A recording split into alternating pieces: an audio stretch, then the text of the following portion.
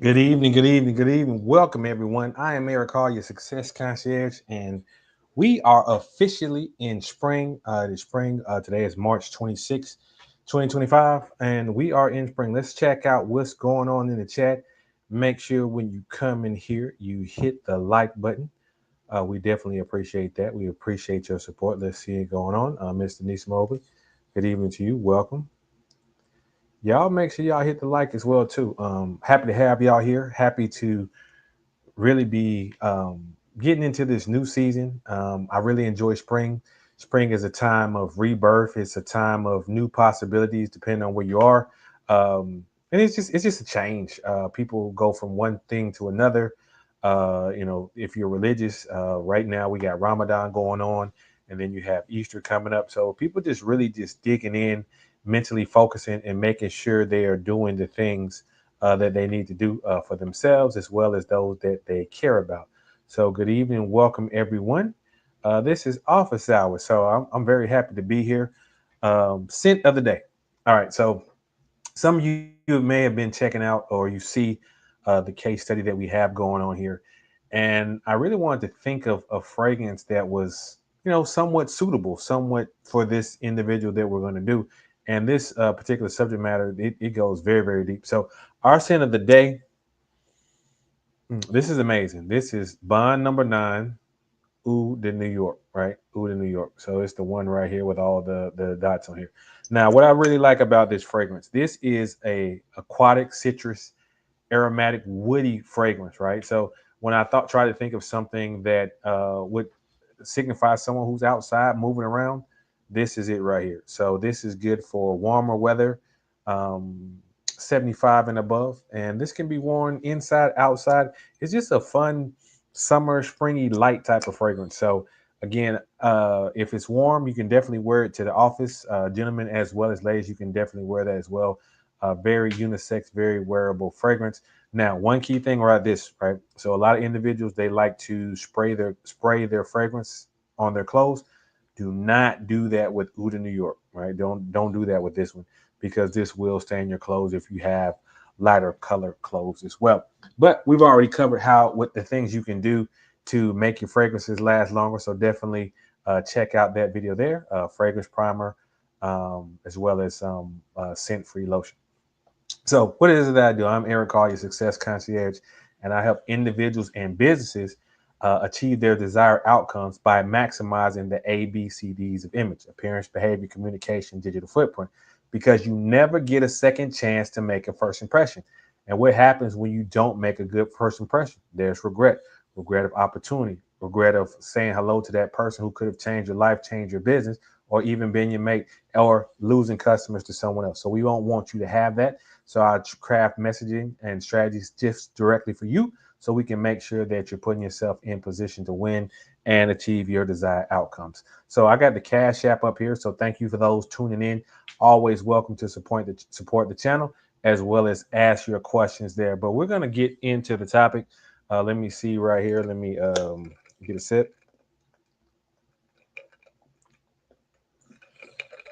All right, so we're definitely going to get into the topic, and it's kind of apropos because a lot of these topics they come from real life interactions with people asking you different questions, whether it's a professional question about progressing, whether it's a personal question about doing some things with friends, whether it's a relationship question or even family question. Because the thing is this: individuals, as you're going to change, right? You're not this, there are some people who have the same friends they had from, middle school, elementary school. Then some of those they may have dropped off. Then you have friends from college. Then you have friends for, so people are going to learn and grow and move. And as you discover what I like to call is what your purpose is, other individuals may or may not be aligned with that. And that's not necessarily a bad thing because it could be someone we really love, we care about, and we want them to go where we go. We want them to see what we see. But as we're going to talk about as we get deeper into this case study, they may not have the vision that you have. They may their purpose may not be that.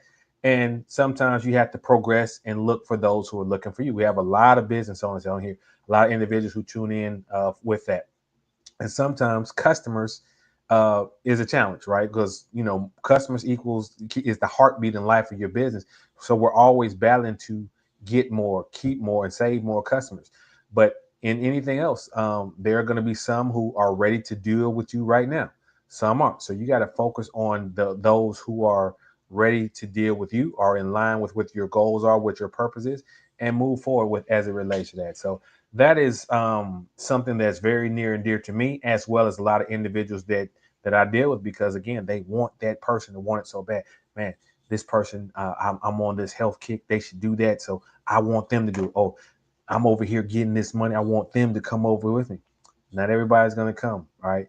And the people you expect to come, they're not going to be there. And those who you don't expect, they're going to be there. But the key is, and one thing that we're going to learn from this case study lesson is this evening is, when you are on your purpose, right? When you are in congruence, appearance, behavior, communication, digital footprint, the right people will always show up. I'm going to say that again. When you're in congruence, the right people will show up. So that is my opening monologue. Let me see what's going on here. We're going to go ahead and dive right in to this case study. Give me 1 second. Let me pull that up and make sure it is changing properly on my phone. All right. Give me 1 second here. Yeah, I know a lot of y'all on spring break or got some people spring breaking. So hopefully you made it back safely from your destination. And if you go in next week, enjoy that as well too. So let me go ahead and share my screen here. Hold on. Okay, we'll do this.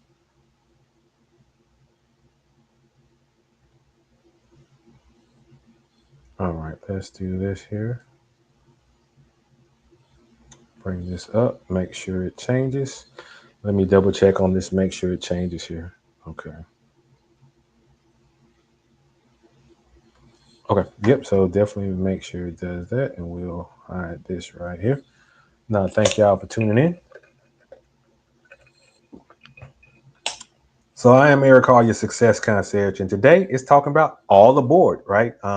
We focus on being on your purpose and who's going to go with you and who's not. But this is a case study on Harriet Tubman. Now, as I say with all my videos that I do, I strive to get accurate information. Harriet Tubman is a historical figure, so some of the pictures may not be stock. Some of them may be people portraying Harriet Tubman.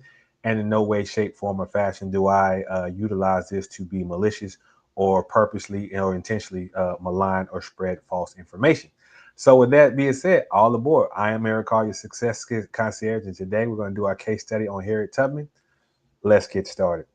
All right, so let's get into it. All right, so this is a little bit about her family background.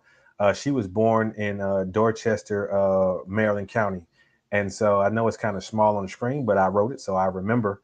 So her mother came.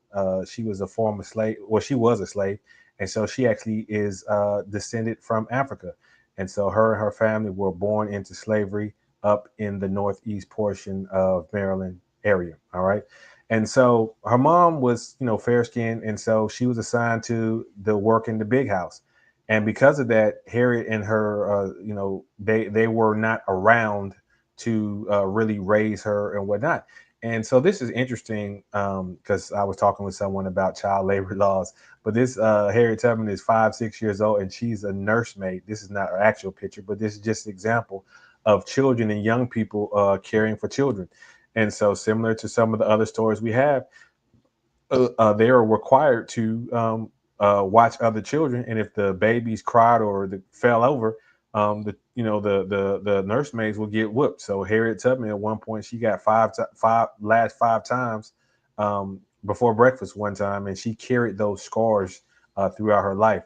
But the interesting thing, even with this at a young age, and she was already finding ways to resist.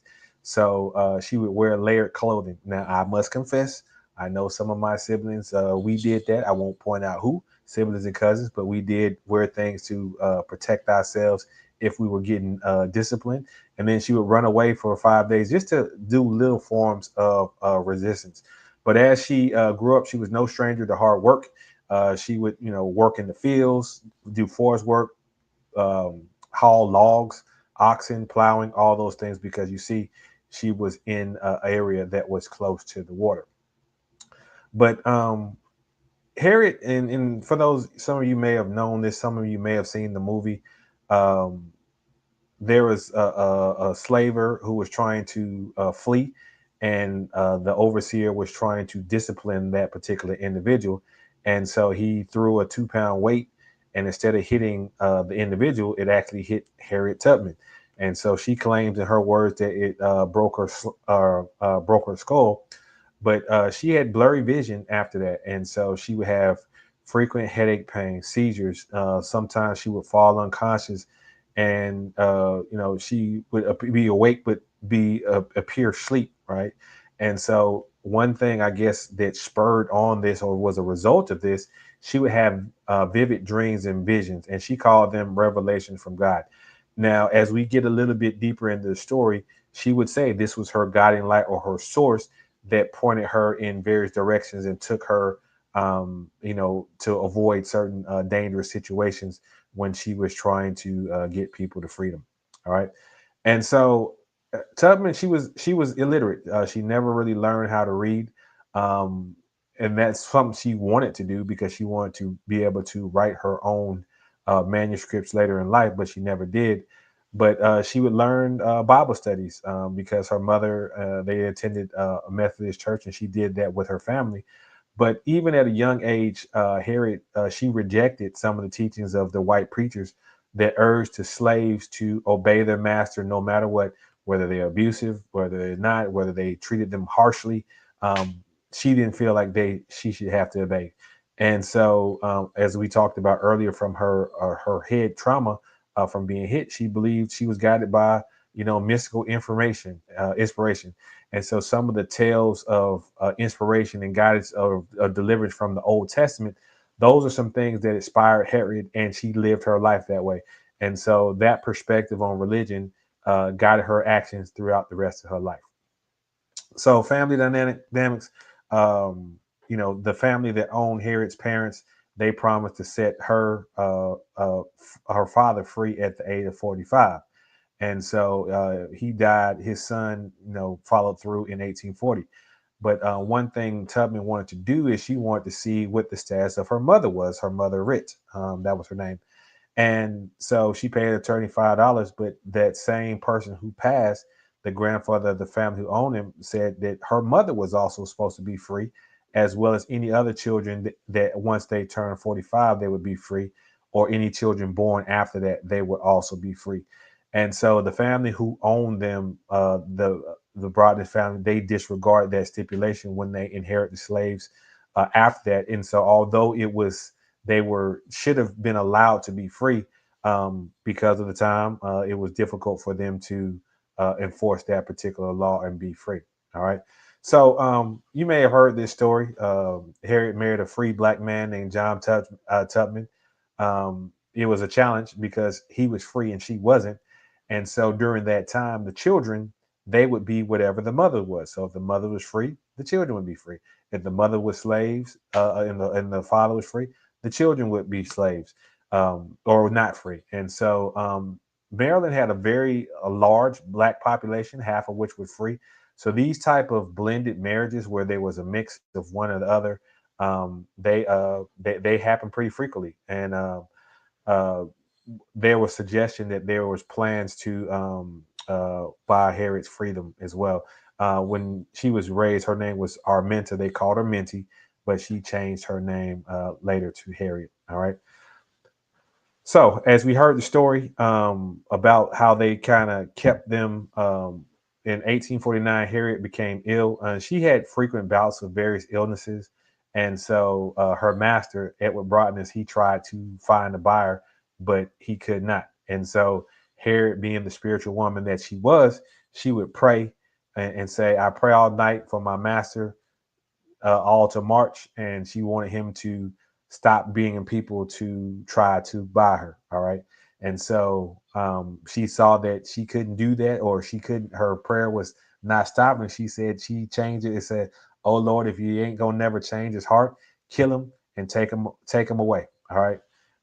And so a week later, Broadness died. and so she kind of regretted her decision, but she still, well, regretted having those feelings, so to speak. But she still wanted to be free, and so she was wanting to plan an escape. But her husband at the time, dissuaded her. He didn't want her to do that, but she had an issue because she didn't want her to have her hands and her fate in someone else's hands. So she finally got a taste of freedom. All right. So this was in September 1749. Oftentimes with slaves, they would be lended out or hired out. So you're a slave, you're good at shoeing horses. They may send you to the neighbor. The neighbor pays them, and it goes back to your master. So that was pretty common. So Harriet and her brothers, they were out being loaned out or hired out, as they say, and the three of them escaped. Now, one of the things, it took 2 weeks for Eliza, the owner, to realize they had were gone, because again they were on loan, so she didn't recognize they had escaped. And so she put a reward out, $100, which was around $3,700 in today's time, and that's why you see this image of a wanted poster. But as she got away, her two brothers, Ben and Henry, they had second thoughts because they wanted to be near their family, and so they ended up going back. And so as a result of that, Harriet was forced to go back with them as well. She didn't want them to have negative impacts on her family. All right. But that was early in the year. And so around November, she decided to escape without her brothers. And Harriet, being the spiritual woman that she was, she sang a farewell song and, spoke her intentions. And this is what, when she quote unquote made use of the Underground Railroad, she didn't know the exact route that she was traveling, but she traveled by night and she used the North Star. For those astronomers, it's points northward in the sky, and she used that to avoid slave catchers. And so she would, use stealth, be sneaky, as well as dress up in various costumes and masquerade. And when I say costume, she might masquerade as someone in front of a house sweeping, and so they wouldn't bother her. That's what I mean by dressing up in costumes. But she got the nickname Moses.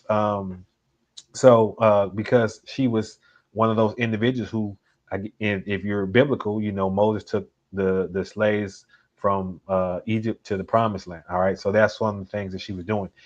So she had received word that her niece and her children were sold in Cambridge. And so she went down there to assist her brother and two other men to become free. And she went to also find her husband, because that was the first time she saw him in late 1851. But when she got, because she wanted him to go with her and go be free, but he had found another woman, another wife, got married, and he insisted that he was happy where he's at. So she went specifically for this individual, but he was not willing to go, did not want to go. So what did she do? She found a couple other people who were enslaved and wanted to escape. So she helped them escape to Philadelphia. Now, during that time, they passed the Fugitive Slave Act. And so what that did was, even if you were a slave and free in the North, you escaped that, they were still able to capture you and bring you back. And so then they started guiding people to Southern Ontario and Canada. And so she helped some 11 individuals who were previously escaped up north, helped them escape to Canada as well too. And there's some evidence that suggests that she actually stopped by the home of Frederick Douglass as well, the abolitionist. So in that year and a half, she made about 13 expeditions and freed around 70 slaves. And then in addition to that, she was also providing instructions for those individuals on how to help others as well too. And on one of her last missions, she went to retrieve her parents because again they were living in a hostile environment. All right. So again, she was very strategic with this. She typically would go in the wintertime because again during that time nights were longer, weather was colder, people is inside, so they minimize the chance of them being seen. Also, she liked to leave on Saturdays because I know we live in this era where everything is instant, but she knew they would not print news of runaways till Monday. Now, let me just take back a little bit, go back in time. So a lot of places were closed on Sunday, so you had that extra weekend. And so what she would use, and you may have seen this depicted on screen and film, she would use her premonitions. And so people once said, I never met anyone with any person of any color who had more confidence in the voice of God as spoken direct to her soul. And so that was some of the things they said about her. Harriet carried a revolver. She used that to protect herself from slave catchers as well as dogs that were used that. And then additionally, if someone dissented or was wanting to turn back, she would utilize that to put them back in line, because sometimes if they would leave, they would endanger the others if they wouldn't follow through in the journey. And so one such story is it was a guy, he insisted on turning back. But Harriet said to him, he said, "You're going to go for it or you're going to die." And so I guess the gentleman said he was going to go for it, because a few days later, they all arrived in Canada. And so, like slaveholders, they were holding town halls because they were suspicious of free blacks and abolitionists, and didn't know that the person who was doing all this was a small, petite woman who, again, because of her injury, was disabled. But one thing that you probably heard, neither Harriet nor any of the fugitives that she worked with or traveled with her, neither of them were ever captured. And this was her statement: "I was conductor of the Underground Railroad for 8 years, and I can say what most conductors can't. I never ran my train off the tracks, and I never lost a passenger." So she had a flawless record. So there's a story about her and John Brown. So you may have known the history of that. John Brown was an abolitionist, and he was pretty, I guess you could say radical, but he advocated violence to destroy slavery. And so he would held meetings because he wanted to raid this area in Harper's Ferry, Virginia. And there was a plan that leaked out, and the government got wind of it. And so Harriet was helping him raise funds as he delayed his eventual raid. So when it was going on, Harriet was ill in Massachusetts, and they don't know whether or not she intended to be part of the raid, which took place on October 16th. But she had recovered at that time, and it was she was in New York City. Now, some people said that she had a premonition. That's why she did. That can't be substantiated. But ultimately, the raid did not end well. So as you see the image down here in the lower right-hand corner, and he was convicted. John Brown was convicted of treason, murder, and inciting rebellion. And so on December 2nd, he was hung as a martyr. And Tubman stated he did more in dying than 100 men did living. And so because of his efforts, abolitionists were proud of the work that he did. And so after that, Harriet, she wanted to, she bought a home, 7 acres of land in Fleming, New York. This was for $1,200. This in today's money, it was $45,000. So it was adjacent to the city of Auburn, and Auburn in New York, it was very heavy on anti-slave sentiment. And so this is where she moved her parents. She brought them back from Canada, and she farmed the place out. She rented it out to people and gave safe haven to those individuals, helped them transition, those seeking a better life. And so in 1860, she conducted her last mission. She was hoping to find her sister, but she had discovered that Rachel had passed away, and there are some other family members she couldn't pay the $30 bribe, which is equivalent to $1,000. So she ended up finding other individuals willing to travel the long journey. Now, one of the things that was challenging is this was an exceptionally long winter, extremely cold. They had very little food, but they started off in November, but they made it just right before New Year's on November 28th, and that was her final mission doing that. Now, this is something that I discovered just from doing the research, the impact that Harriet Tubman had on the Civil War. In the Civil War, she had a vision that the war would end, would lead, with the abolition of slavery. And so, as you're aware, enslaved people, they began to help with and take part in the Union forces. And then, additionally, because all the people were fighting in war, they started escaping in large numbers. So in 1862, Tubman supported refugee camps, aiding as a nurse. She would use local plants and remedies to help treat individuals and soldiers from infectious diseases. This is General David Hunter. So there was an area, Port Royal District. He declared everyone free in the district. And so this is something that's true to her character and her person. So Tubman, she was initially receiving government rashes, but she turned away because she didn't want to have the appearance of special treatment. So she made pies in the evening and root beer, and she sold that to make finances. Harriet was definitely a hustler. She was very resourceful with that. So after the Civil War, because she was technically not a soldier and she did work as a spy and a scout, and a lot of her nursing work was unpaid, so she was never fully compensated for her work during that and her contributions. And so, for 3 years of service, she received about $200, which is about $4,100 today. And due to she was again a spy and a scout, so she didn't have official service, so it was difficulty tracking her service and documenting it and getting her compensated for any debt that she owed. But because she was always so given of herself, she was constantly in poverty. She was supposed to get a nursing job in the military, but that fell through. And uh, she was going back to New York, and the train conductor did wanted her to move to the smoking car so a regular passenger could have her seat. He grabbed her, she injured her shoulder. But the rest of her time, she spent her life in Auburn, managing her farm, helping her family, renting rooms, and just working jobs here and there to make money. So Harriet did find love. She met a former slave and infantryman, and from and he was in infantry for 2 years. He was a former bricklayer, and they fell in love and got married. Now this is Nelson Davis.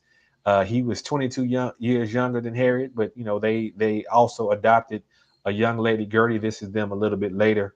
That's the three of them there, but that is who she was with until he would eventually pass. But as I said, Harriet had some financial challenges, but I always say she focused on her purpose. And so she would have different individuals who would raise money to support her, take donations, such and so forth. There was a book, Scenes of Life of Harriet Tubman, that was written about her and published in 1869. And she made $1,200, which would be about $28,000 today. So in May of 1873, she paid off her mortgage and she depleted her savings doing that despite having a lot of support and donations. So Harriet got victim of a flim flam. This is a box of rocks. So people at the time they would sell gold coins because a lot of war they had coins and they would sell them for, as we say, pennies on the dollar. And so she borrowed some money from some wealthy friends to go and pick up the coins. They knocked her out with chloroform, robbed her, and when she came to, she saw that they had a box full of rocks. And because of this particular story and how she interacted with other people, this brought attention to her case. And so they were working to get her compensation for her Civil War service. And there was a couple bills they did not pass, but representatives introduced a bill to pay her a lump sum of $2,000, which would be right around $55,000 today. But that was defeated in the Senate. And so she also had an incident where her home burned. It was wood frame, but they replaced it with a brick home as well too. A lot of people were pouring into Harriet Tubman when she was having different challenges financially. She didn't ask for it, or she was always helping other people, but because she was on her purpose, helping other individuals, they looked out for her as well too. So her husband Nelson, he died of tuberculosis in 1888, and so she was able to fight for her pension, for his pension. Now it took some time. Uh, in 1895, she was finally granted the pension. Almost 7 years later, it was $8, which is the equivalent of $300 per month in 2024, and it was a $500 lump sum. And they passed a bill to grant Tubman and so a soldier's pension, or they tried to, but there were members in Congress who did not feel that a woman should earn as much, so they made a compromise. They gave her $20, which was $8 widow's pension, and $12 for her nursing service. But unfortunately, or however you view it, there was no acknowledgement of her work as a scout and a spy. Now, because she was going those routes escaping slavery and whatnot, that made her be able to stealthily move in and out of different locations undetected. All right. Now, this is something that I learned as well too. Harriet was one of the first people to champion women's rights or women's suffragists, just excuse me, because she believed that women should have the right to vote.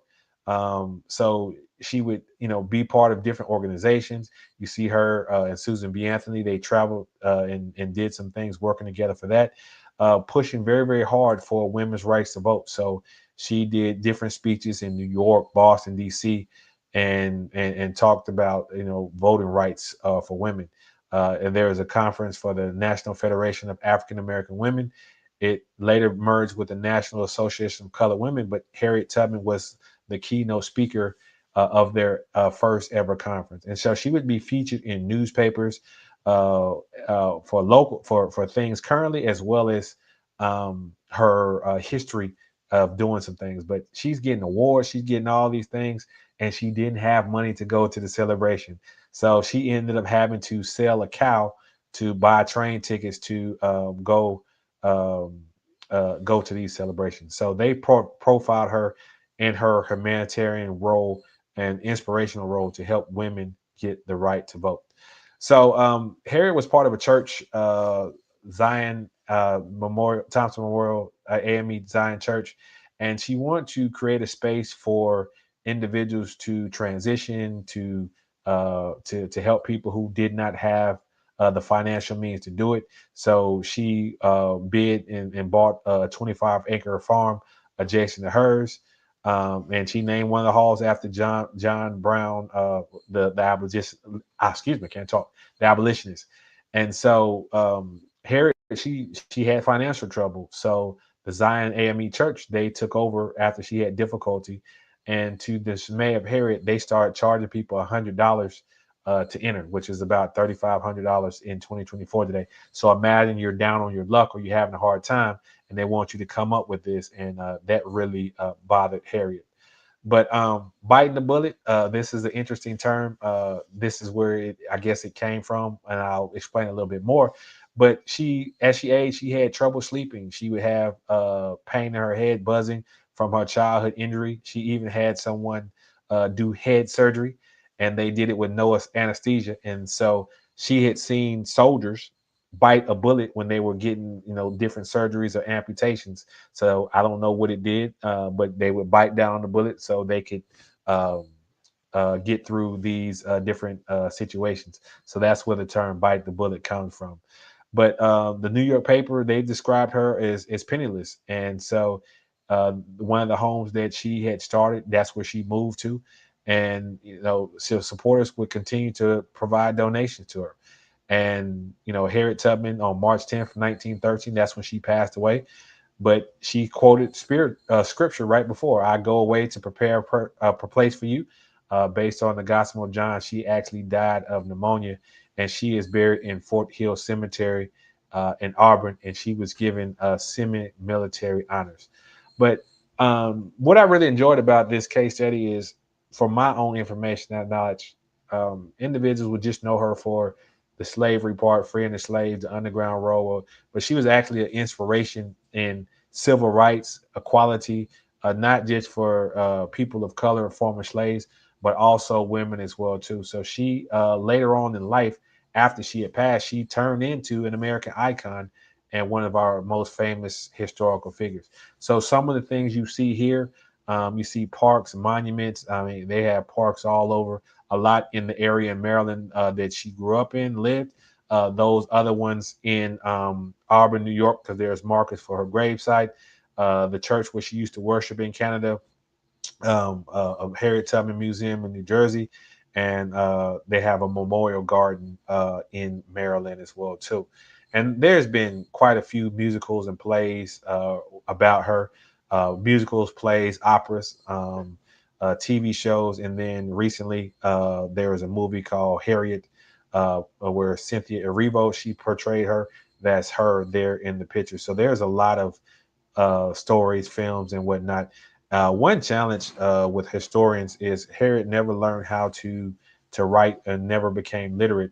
So a lot of the stories about her came from her telling stories, people who knew her saying different things about different situations, and what other historical data and information that they could have. But Harriet, she had a lot of other things as well too. She was the first woman to appear on the postage stamps. If you see here, they named a ship after her, the SS Harriet Tubman. There were talks about putting her on the $20 bill. One thing interesting, there was going to have Harriet on one side on the front, and then they were going to move Andrew Jackson to the back. And it was almost like a juxtaposition because she was a former slave and he was a former slave owner. They have some coins that came out last year depicting her at different stages of her life. And then she was, after she passed away, that's what you see up at the top. She was posthumously commissioned as a one-star general by the Maryland National Guard. So after she passed, she did in fact get that level of recognition. But there are highways, government agencies, street schools, all type of organizations that bear her name. So I am Eric Hall, your success concierge, and that concludes our case study on Harriet Tubman. Like, comment, share, and subscribe. And thank you for tuning in to the case study portion of our video. All right, thank you. All right, so let's go back over here. Let's stop the share. So that was a interesting journey in learning more about Harriet Tubman. I'm going to put the link here. Uh, let's see here. I'll put the link here in case somebody wants to tune in or come up, see what's going on in the chat. But what I really enjoyed about that is, someone who was focused on their purpose. Sometimes your purpose is just to serve. Sometimes your purpose is to be an inspiration. And some people are going to go for it with you. Some people are not going to go for it with you. But you got to stay focused on that and just love people for where they are and respect their choice and respect their decision. Personal story, I have family members who they live a different lifestyle than me. When I say that, whether it's be health, be traveling, be other things, but when we're together, we're together. I love them the same. But when I'm doing what I need to do, I focus on my purpose as well too. So that hopefully that was a bit of encouragement to those individuals out here. Let's see what we got going on in the chat. I know we always have some good questions. Y'all ask some good ones here, and let's see what we got going on here. Let me put the Cash App up here. You can put your questions in the chat. You can send them here. I definitely will be answering those questions here. Oh boy, y'all choose violence when y'all start today. All right, so let's see here. Let's see what we got here. Y'all chose violence today. All right. All right. So, what do you think about Vivica Fox and her BBL? So, um, there are pictures. I've looked, and it looks like she did get some work done. I don't know how accurate those pictures are, but if she did, it's no different. When I say I go back to the three questions, all right. So where you gonna wear it to? Obviously, she's gonna wear it everywhere because she has to. What's the message you want to send? And that would be the question that I have for that. Vivica is a woman of a certain age, and so she's doing, and this is not just something minor here and there to fix this, to age gracefully. This is something dramatic. So my question is, when someone does that, who are you trying to get attention from? Is it from other is it land you film roles? Is it to try to get a man? I have no idea. Because again, she did mention that she was, talking about different things about dating. So my follow-up question was this: what is the purpose of that? What is the outcome that she's trying to achieve? Now, because she has not shared it with me, I don't know. But just from a lay person outside looking in, I'm not sure if it's the wisest decision because uh, the type of people who would be attracted to that, are they going to be attracted to you in the manner that you want them to be attracted into? And just a little caveat. I mean, people can choose to do with I've seen some interesting things from a body shaping and surgery standpoint. And if you're doing it for you, fine. But be okay if people don't like it. A lot of times people want people to like the choices they make.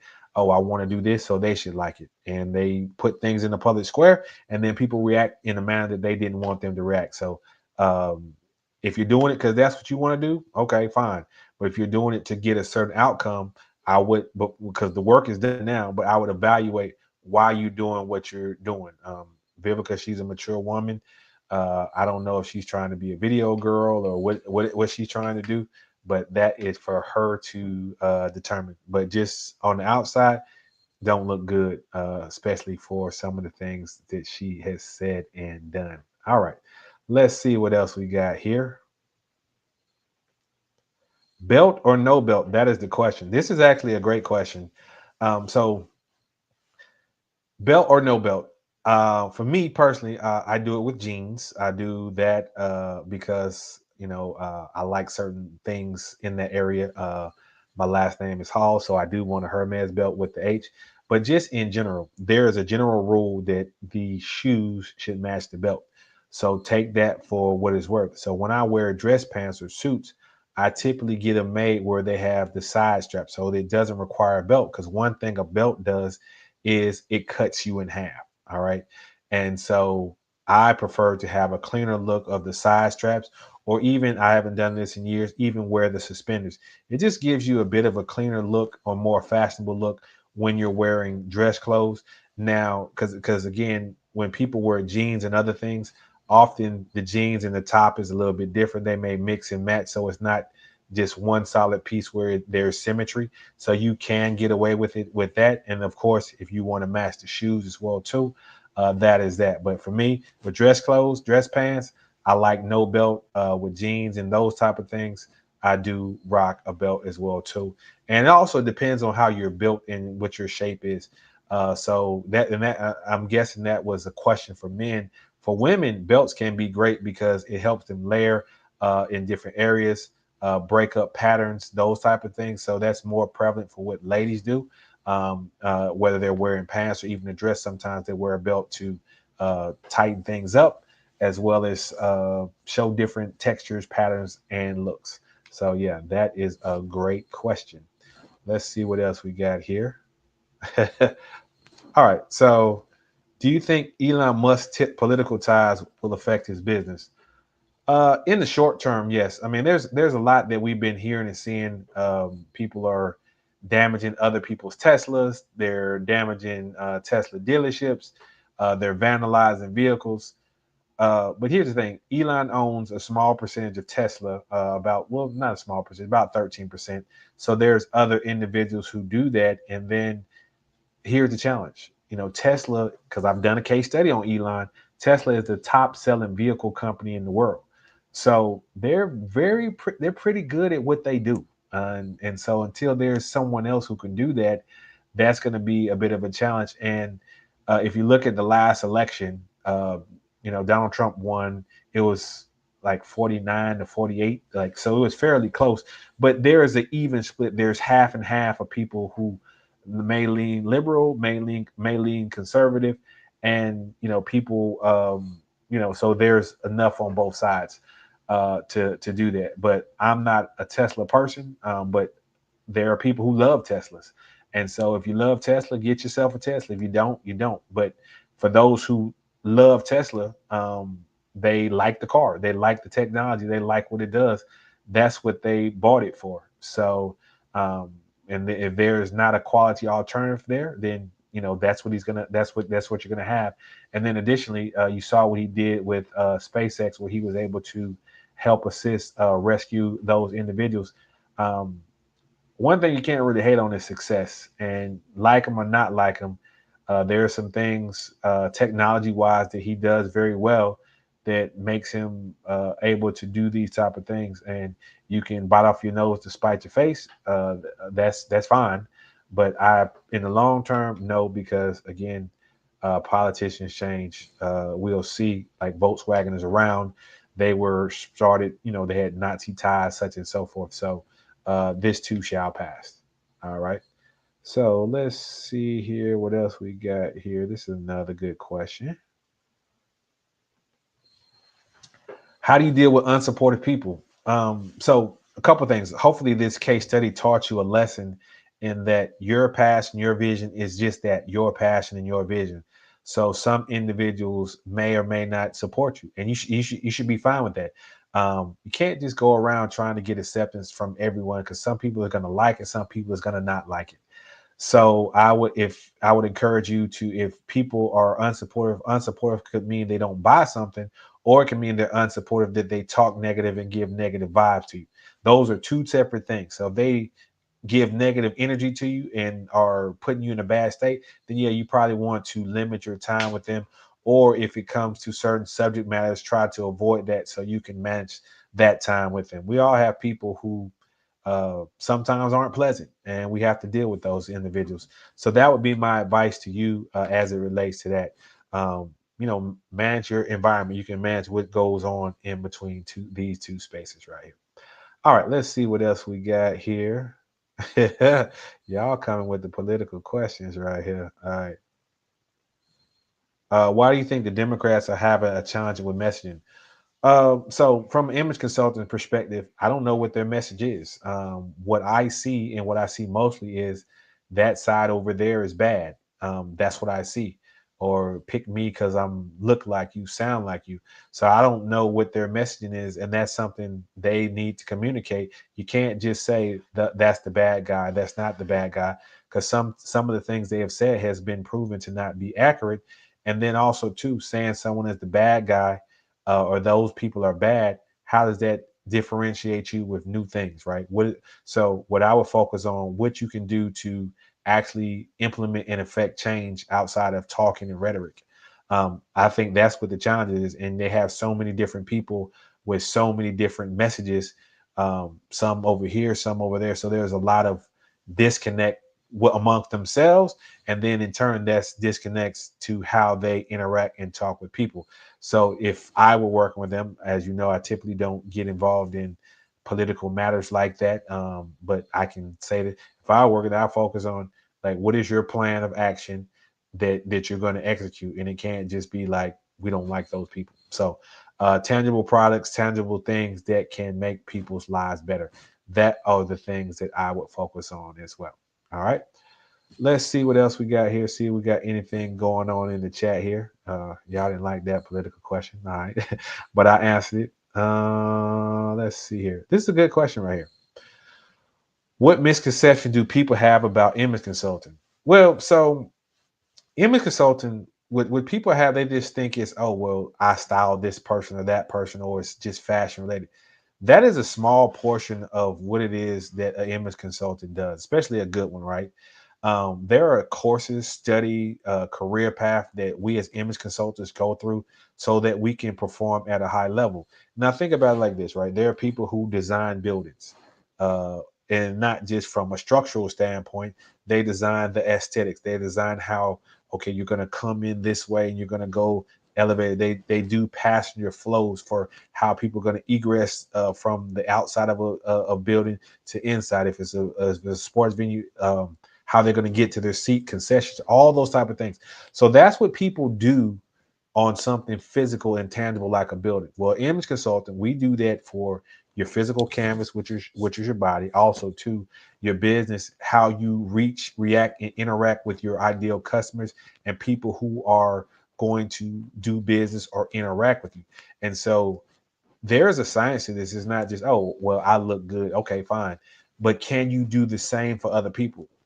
That's systematically and customizing them. So that's one misconception is, oh, and then they think, fashion has to be expensive. It doesn't. So uh, each person has a style, personality. When you work with the image consultant, we craft things to maximize the best of who you are, not the best of Eric, but the best of who you are. And that's why when I intake or work with someone, I ask them a variety of questions to learn about them, learn about their goals, learn about their desires, learn about the things they want to do, so I can craft a solution for them. And if I'm dealing with the business, I want to learn about what their pain points are. What are their ideal customer pain points?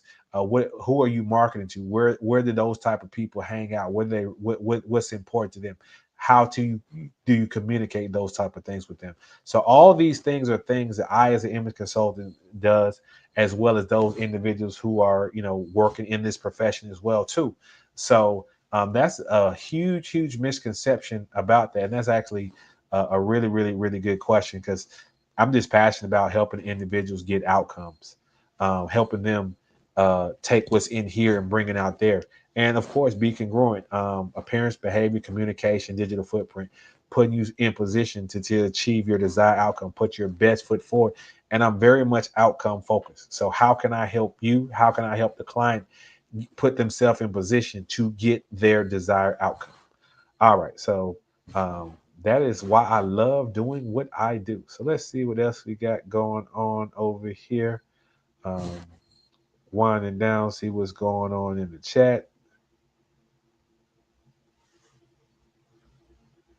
All right.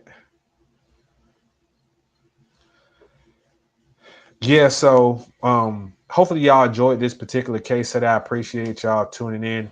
I know we've I love coming on here, but then I hate announcing some of the things because people are passing away or whatnot. We just lost boxing legend, the late great George Foreman. I think I said Andy, but it's so many on here. So what I would encourage you to do, because we talked about living your purpose, live your purpose.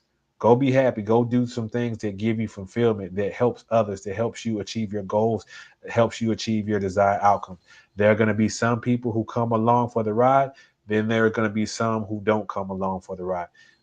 You can still love them the same. You just work with them and interact with them differently.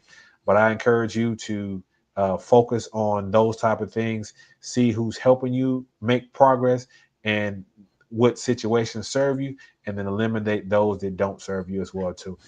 We just kicked off spring, so spring is for new beginnings, spring and forward. Western Hemisphere here in the U.S., we set our clocks ahead as well too. So set your mind ahead, go to the next level with that. But again, I appreciate y'all tuning in. Happy spring to you. Happy Wednesday to you. Have a great evening, and we are out. Good night, everyone.